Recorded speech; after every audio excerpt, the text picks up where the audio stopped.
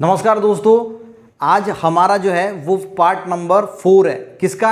जो हमारा यूनिट है 7 रिप्रोडक्शन इन प्लांट क्लास 5 का। ठीक है, तो गाइस समझते हैं। पहले अगर आपने जो 3 पार्ट है वो नहीं देखे हैं तो वो देख लीजिएगा ताकि आपको अच्छी तरीके से समझ में आएंगे।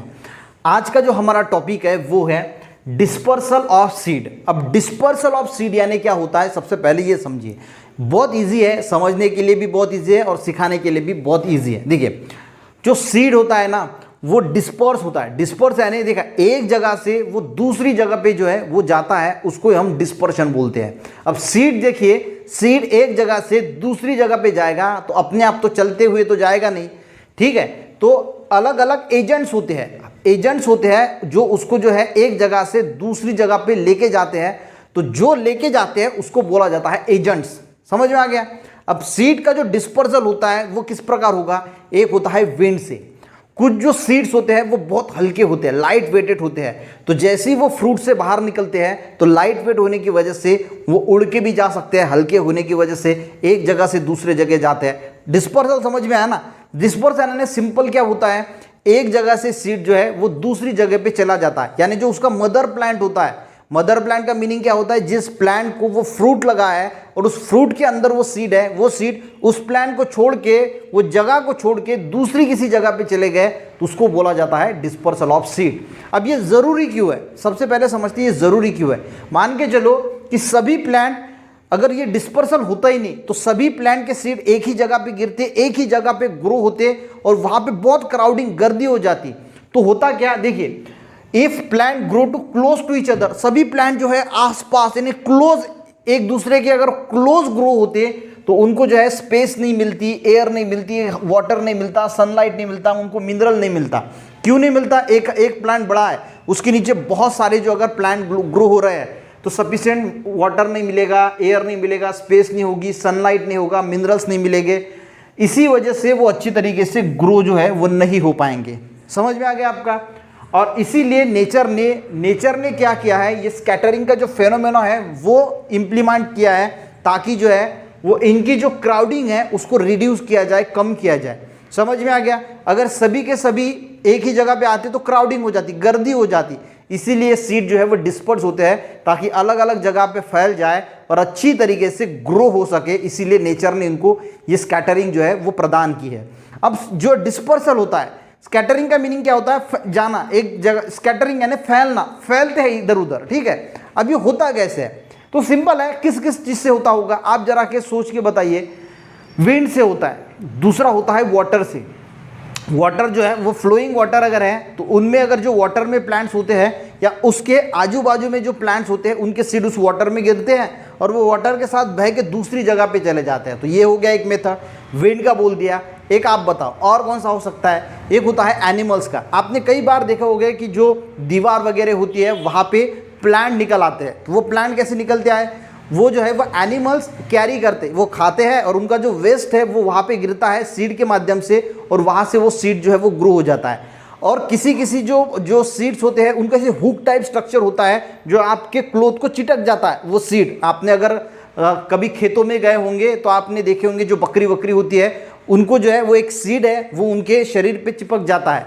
तो वैसे वो सीड हमारे क्लोथ को भी चिपक सकता है। तो ऐसे सीड एक जगह से एनिमल के द्वारा जो है वो दूसरी जगह पे चले जाते हैं। तो ये भी एक डिस्पर्सल का मेथड हो गया।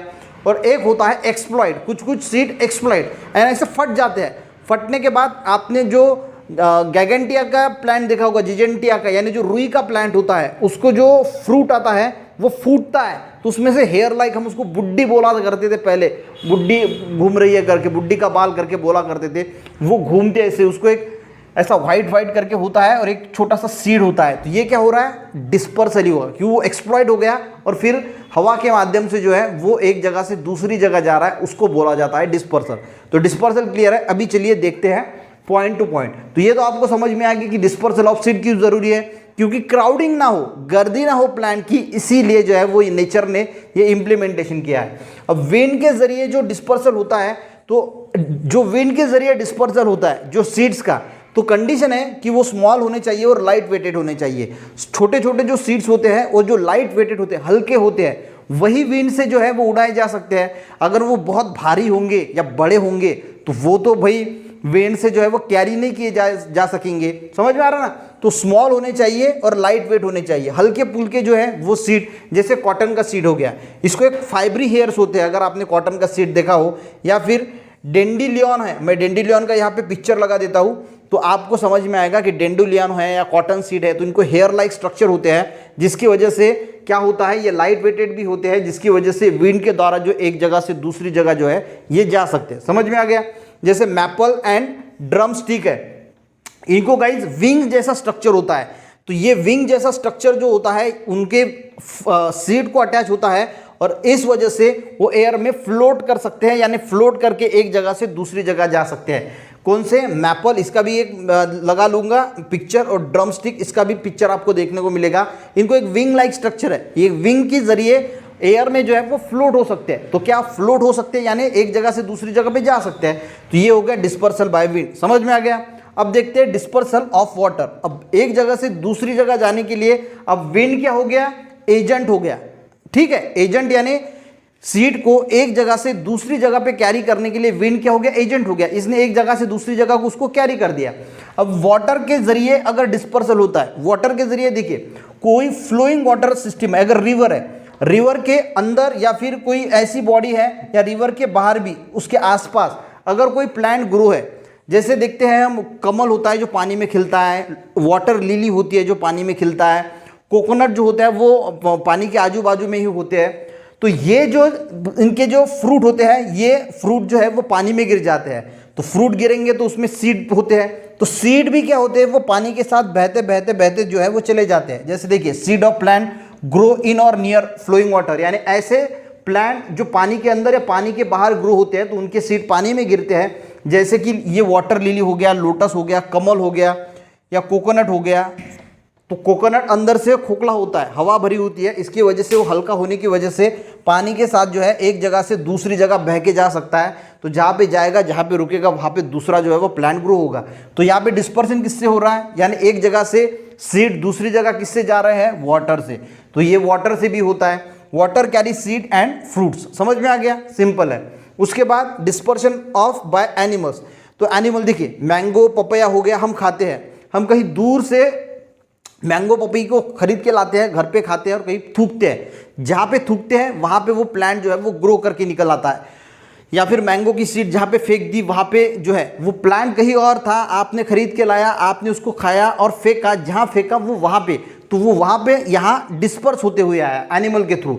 या फिर जो बर्ड्स एनिमल्स होते हैं, कुछ सीड जो है वो खा लेते हैं और वेस्ट के माध्यम से जो है वो उनके बाहर निकलते हैं। जैसे गुआज हो गया, यानी पेरू जो होता है, या फिर बेरी जैसे स्ट्रॉबेरी वगैरह होते हैं, ऐसे जो फल जो खा लेते हैं फ्रूट्स, और फ्रूट्स खाने के बाद जो है उनकी सीड उनके पेट में चली जाती है और वेस्ट के माध्यम से वो जहाँ कहीं भी बैठते हैं तो वेस्ट के माध्यम से वो वहाँ उनके सीड गिरते हैं और वहाँ पे भी प्लांट जो है वो निकल के आता है। तो यहाँ पे डिस्पर्शन का एजेंट कौन है, एनिमल। समझ में आ रहा है? तो एनिमल के थ्रू हो रहा है। अब कुछ कुछ सीड मैंने बताया कि उनको स्पाइन, हुक और स्टफी हेयर जैसे होता है, तो वो चिपक जाते हैं किसी चीज़ को, क्लोथ को, एनिमल के बॉडी को चिपक जाते हैं और चिपकने के बाद एक जगह से वो एनिमल जहाँ जा जाएगा वो सीड भी वहाँ जा सकता है और वहाँ पे गिरता है। तो ये किसके माध्यम है, सभी जो है वो डिस्पर्स हो रहे हैं सीड के। एजेंट कौन सा है, विंड है, वाटर है, एनिमल है। और एक चीज़ होती है एक्सप्लोजन। एक्सप्लोजन यानी सीड, कोई फ्रूट जो है वो फट जाता है, फटाक से फट जाता है। जैसे कि पी है हमारा, जो पी को क्या बोला जाता है, जो एक शेंग होती है उसको बोला जाता है वाटाना, वाटाना बोला जाता है मराठी में। ठीक है, तो वो भी ऐसा फूटता है तो सीड बाहर निकल आता है।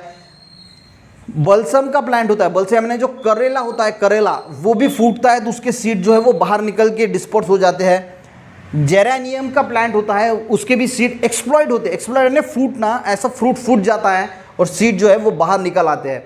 और एक होता है टच मी और नॉट, वो भी बर्स्ट हो जाता है, फूटता है और उसके सीड जो है वो बाहर आ जाते हैं जब वो ड्राई हो जाता है और स्कैटर्ड हो जाते हैं। जैसे मैंने आपको रुई का एग्जांपल दिया था, रुई का यानी जो रुई का प्लांट होता है वहाँ पे भी उसका फ्रूट फूटता है तो छोटे छोटे जो बुड्ढी के बाल होते हैं हम उसको बोलते हैं, उसको सीड लगे होते हैं, वो जो है वो हवा में फैलते हैं और दूसरी जगह पे जा गिरते हैं। तो ये हो गया guys dispersal of seed. Dispersal of seeds का मीनिंग क्या होता है, देखिए scattering of seeds away from the parent plant is called seed dispersal.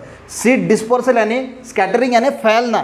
तो सीड जो है वो अपने पेरेंट प्लांट से दूसरी जगह पे फैलते हैं, तो उसी को बोला जाता है सीड डिस्पर्सल। समझ में आ गया। एक छोटा सा टॉपिक है वो हम कल के लेक्चर में कवर कर लेंगे। मिलते हैं गाइज नेक्स्ट लेक्चर में। वीडियो अच्छा लगे तो एक लाइक ज़रूर कीजिएगा। और क्लास 5 का पूरा जो सेशन है साइंस का वो हम कंप्लीट करेंगे। दिवाली के पहले ईवीएस की एक बुक कंप्लीट करेंगे, दिवाली के बाद में दूसरी कंप्लीट करेंगे।